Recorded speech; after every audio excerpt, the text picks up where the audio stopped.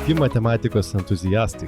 Šiandien kalbėsim apie tai, kaip mes skaičiuojame ir kokia yra dešimtainės sistemos paslaptis. Pažvelkime į savo rankas. Mes turime 10 pirštų. Ir tai nėra atsitiktinumas. Mūsų skaičiavimo sistema vadinama dešimtainė remiasi skaičiumi 10. Tai reiškia, kad naudojame 10 skaitmenų. Nuo 0 iki 9. Kiekvienas skaitmuo skaičiuje turi savo vietą, kuri vadinama pozicija. Ši pozicija nulemia skaitmens reikšmę.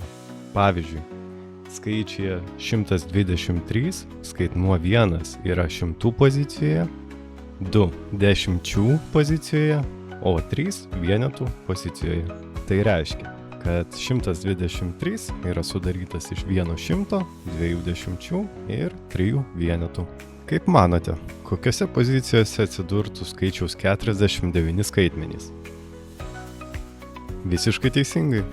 Skaitmuo 4 yra 10 pozicijoje, o skaitmuo 9 vienetų pozicijoje.